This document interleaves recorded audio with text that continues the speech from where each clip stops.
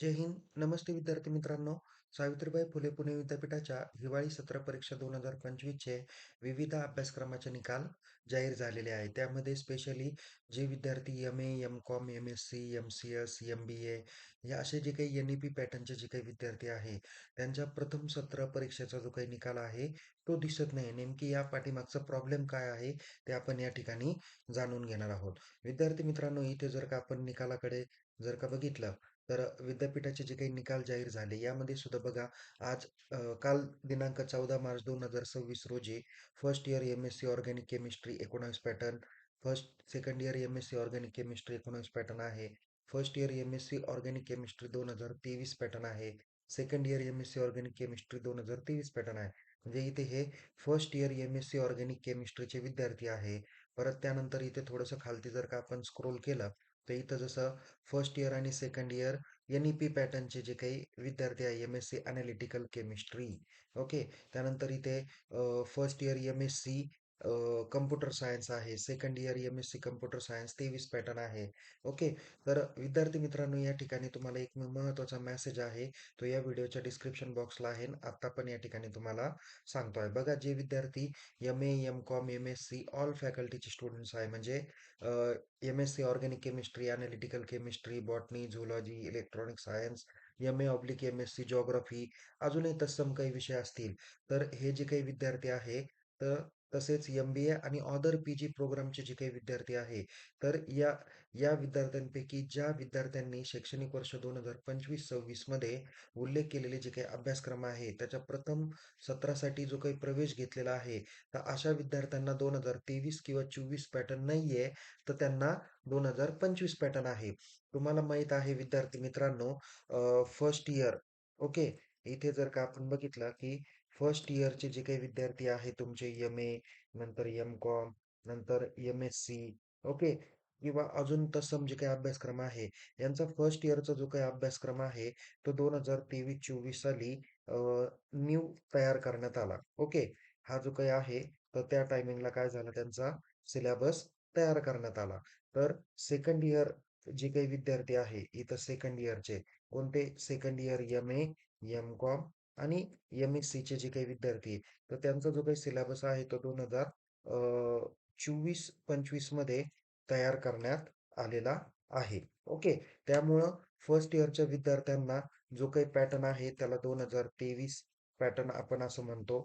तर जे विद्यार्थी सेकंड इयरला आहे, ओके, ज्यांनी 2024-25 मध्ये प्रवेश घेतलेला होता, तर त्यांच्यासाठी जे काही पॅटर्न आहे, तर तो कोणता पॅटर्न आहे? 1 मिनिट. तो कोणता पॅटर्न आहे? 2024 पॅटर्न आहे. ओके. म्हणजे इथे विद्यार्थ्यांना कळलं असेल, की जे विद्यार्थी आता 2025-26 ला आहे, तर त्या विद्यार्थ्यांसाठी आणि इथे मी लिहितो 2025-26 ला जे विद्यार्थी आता आहे, तर त्यांना 2025 पॅटर्न असणार आहे. ओके. आता त्याबद्दल पण मी तुम्हाला थोडक्यात माहिती सांगतो. म्हणून त्यामुळे आता जे निकाल जाहीर करण्यात आले, ते फर्स्ट इयर 2023 पॅटर्नच्या बॅकलॉग विद्यार्थ्यांसाठी आहे. तर सेकंड इयर जे काही विद्यार्थी आहे, रेग्युलर विद्यार्थी ॲज वेल ॲज बॅकलॉग विद्यार्थी सेकंड इयरचे, हा त्यांच्यासाठी निकाल आहे.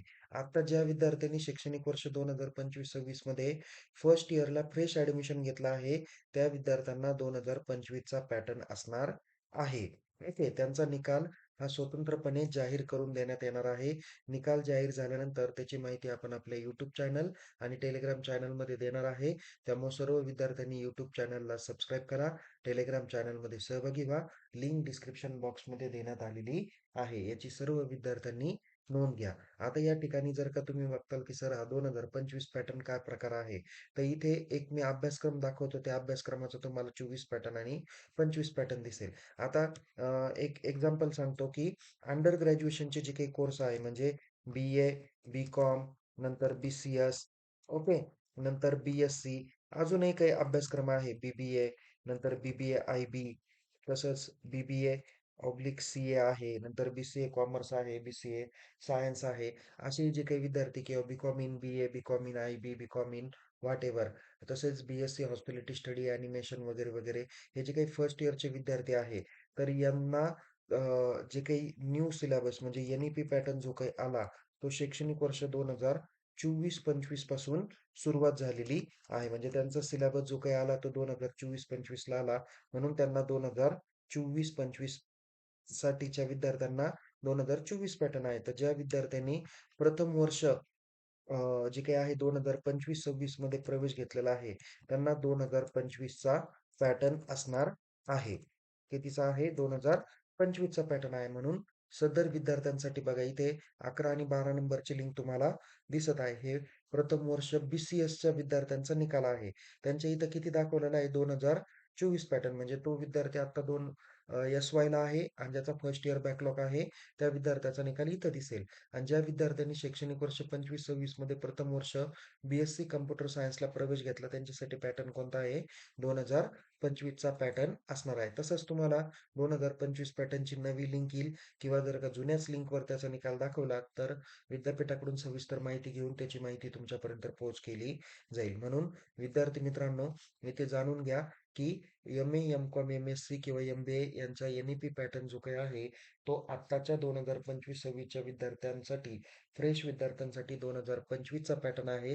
त्याच्यामुळे त्या प्रथम वर्षातील विद्यार्थ्यांचे निकाल दिसत नाहीये. हवं तर तुम्ही अधिक माहितीसाठी आपल्या महाविद्यालयातील परीक्षा विभागाला भेटू शकता. ज्या ज्या अभ्यासक्रमाचे निकाल जाहीर झालेले आहे त्यांचे फोटो कॉपी रिव्हॅल्युएशन हे तुमचा निकाल जाहीर झाल्यानंतर पुढच्या 5 दिवसानंतर स्टार्ट होत असतात. त्याची माहिती आपण आपल्या YouTube चॅनल, Telegram चॅनलला देत असतो. म्हणून महत्त्वाच्या अपडेटसाठी नक्की YouTube चॅनलला सबस्क्राईब करा. Telegram चॅनलमध्ये सहभागी व्हा. आणि ज्या अभ्यासक्रमाचे निकाल जाहीर झाले त्यांचे पुढच्या 8 दिवसामध्ये रिझल्ट लेजर कॉलेजकडे येत असतात. त्याच्यामुळं आपण आपल्या महाविद्यालयातून संपर्क साधून रिझल्ट लेजर कलेक्ट करा. आणखीन एक शेवटची महत्त्वाची माहिती तुम्हाला सांगतो. एखादा विद्यार्थी आता सेकंड इयरला आहे. जसं की या ठिकाणी आपण एक्झाम्पल बघूया, की एक विद्यार्थी इथे त्याचा ऑर्गॅनिक केमिस्ट्रीचा आपण बघूया जो NEP पॅटर्न मध्ये आहे. तर असा विद्यार्थी आता MSc ऑर्गॅनिक केमिस्ट्री सेकंड इयरला आहे. 25-26 या वर्षामध्ये किंवा व्हॉटएव्हर जे काही वर्ष असेल ते.